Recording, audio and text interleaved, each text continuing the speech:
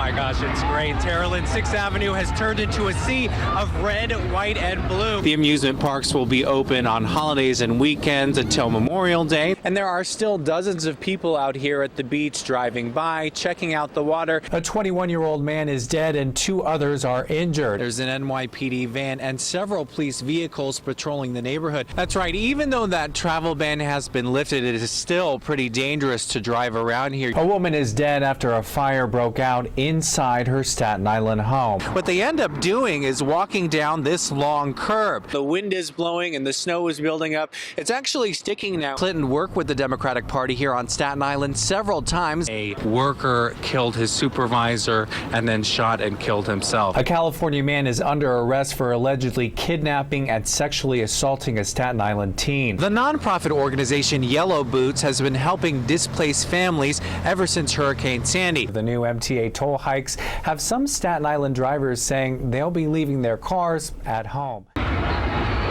Oh my gosh, it's great. Terrelyn, 6th Avenue has turned into a sea of red, white, and blue as hundreds of thousands of people have come out to the 33rd Annual Dominican Day Parade. Now there's 20,000 marchers and more than 40 floats. And here we have Teresa Sanchez from Bushwick. Now Teresa, who did you bring out here today? I brought my in a whole different country.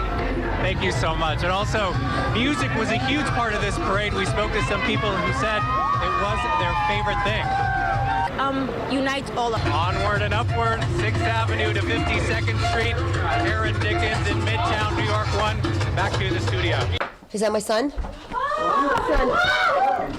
In the middle of an interview with New York 1, Helen Caracappa's son, Philip Caruso, walked through the door of his West Brighton home after he was missing for several days. Thank you, Jesus. Prayers are powerful. Everybody that prayer, God.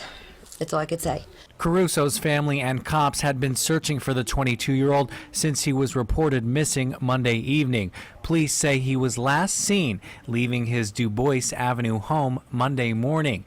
Caracappa says he left for work and never showed up. She says he wasn't responding to calls or texts. We're a very, very close family. I mean, if not me, his friend, his girlfriend, he would have contacted any of us. Who are you with? Oh my God. Caruso said he didn't know where he was and seemed to be confused. His family called 911 and EMS workers took him to Richmond University Medical Center.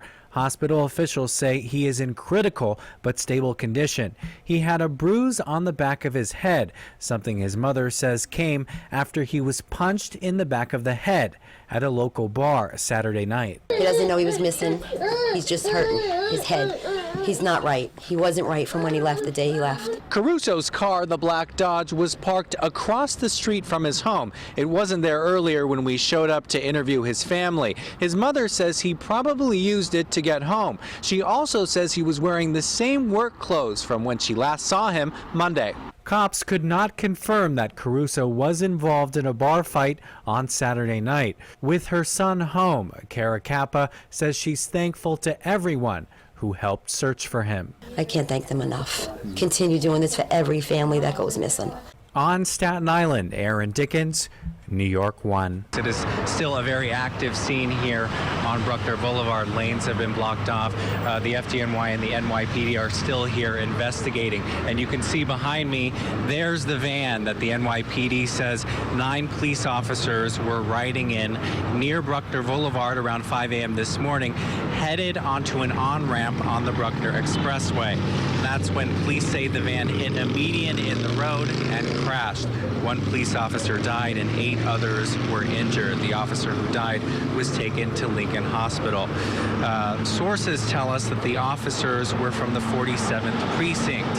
The NYPD says the police officers were headed south to Manhattan for their security detail for the United Nations General Assembly. Before you get onto the expressway, there is a very sharp curve. That's something the NYPD will be looking at in this investigation, including how fast the van was going and the conditions of the road from the overnight rain, including any eyewitnesses who saw what happened. And there is also construction on the roadway as well.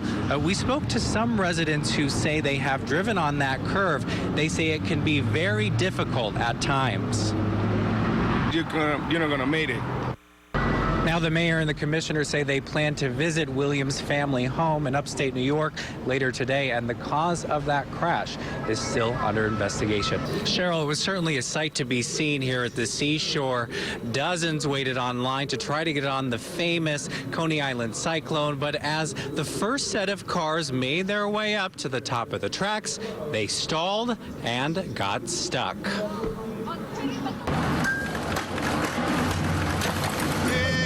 It started with the egg cream christening ceremony. Then the season's first ride on the nearly 90-year-old cyclone rolled off like so many others. But just minutes later, the famed roller coaster stalled. Riders were stuck more than 80 feet up with only one way down. It was terrifying because I was up there and I was like, everything was spinning. One by one, workers escorted more than a dozen people off the ride. They were among the first 100 to get free tickets. Some said they heard the brakes stop. The brakes just went into emergency. Wow. No one was injured, but the ride was shut down for several hours. Park staff said the coaster went through several safety checks before the ride and that this was an isolated incident. Stuff happens. Everyone was safe. Everyone's still back in line. They're waiting. It's gonna be a good summer. Next door, an annual blessing at the grand opening at Dino's Wonder Wheel amusement park went off without a hitch. The first 95 people got to ride the 150-foot tall wheel for free in celebration of its 95th anniversary. You see the world, Brooklyn for what it is, beautiful, most wonderful place in the world is Coney Island. I thought it was going to be scary, but it was really actually fun. Many said they would continue to ride all the rides, including the cyclone, despite the 88-year-old coaster's scary start. Our family has been riding the cyclone since 1939, and it's not going to stop here. It doesn't look that intimidating as a roller coaster, but it's scary. But you're still here. Of course, it's a thrill. Park officials tell us they're still trying to investigate the cause of that stall. In the meantime, there are a lot of fun events coming to Coney Island this summer. Of course, the free Friday night fireworks shows, the Mermaid Parade, and the day where you can bring your pet here to the park. And that is the very latest here in Coney Island. Aaron Dickens, New York 1. Cheryl, let's go back to you in the studio. The state will come in, purchase those parcels, and will leave them vacant. It's been 2 years since Governor Cuomo approved state buyouts for more than 100 homes in Ocean Breeze, badly damaged by Hurricane Sandy. Many of those houses have been demolished, and the land will never be built on again. But just a few feet away from where the houses once stood, a New Jersey developer is clearing wetlands to make way for 20 new homes. The whole reason behind the buyouts was to help mitigate the flooding problem here. We don't want to add to the flooding problem. Frank Mazinski was instrumental in getting buyouts for the neighborhood. He says many residents are concerned. A lot of people have called up and said, how come they're buying when, we're selling our space to the governor to preserve open space. When we asked why the city is allowing the new construction, the Department of Environmental Protection said it's private property. And the Buildings Department said the project met all the requirements to receive building permits. Officials went on to say the new homes will be built 2 feet higher than required by new federal rules. But Borough President James Otto says it makes no sense to allow construction when the state is spending $30 million to buy the adjacent properties and bulldoze the homes. There's parts of Staten Island where we should not build housing. That's the lesson of Sandy. Yet government is allowing it to happen. Many residents in this neighborhood say they experience flooding even during mild storms because on several of these blocks there aren't any catch basins to absorb the water. Many we spoke would say with the new construction they're concerned that the flooding could get even worse. There's no more safety for us. We're all going to be flooded out all over again. We have reached out to the developer and are awaiting a response. In Ocean Breeze, Aaron Dickens, New York 1. The Staten Island Mall is getting a multi-million-dollar expansion. Hello everyone, I'm Aaron Dickens. That's our top story this hour. Mall officials tell us exclusively that the property will be redeveloped. They say new restaurants, stores, a Fairway Market, event space, and movie theater will be built. Officials also say the project will create 1,500 new jobs and $300 million in economic activity.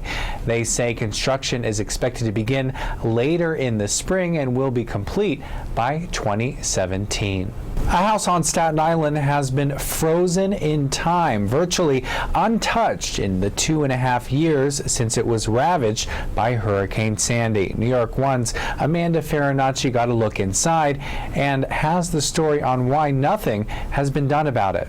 The new MTA toll hikes have some Staten Island drivers saying they'll be leaving their cars at home. New York 1's Elizabeth Keating has that story. Potholes are not hard to miss on the expressway and side streets across Staten Island. The recent blast of extreme winter weather has caused streets to become plagued with potholes. With the arrival of spring, the Department of Sanitation is racing to resurface roads. Some we spoke with said they've already had damage to their cars, so repairs might be too little, too late. For a reason. We have reached out to the DOT for comment and are awaiting a response. A group of NYPD officers have chosen who they want to see as the island's next congressman. The Court Officers Association endorsed Staten Island District Attorney Dan Donovan for Congress. The group met on the steps of Staten Island Supreme Courthouse Monday to make the announcement. Donovan says he has worked hard to get the convictions of those who have assaulted court officers here in the borough. Staten Island. Donovan will square off against Brooklyn Councilman Vincent Gentili in a special election on May 5th.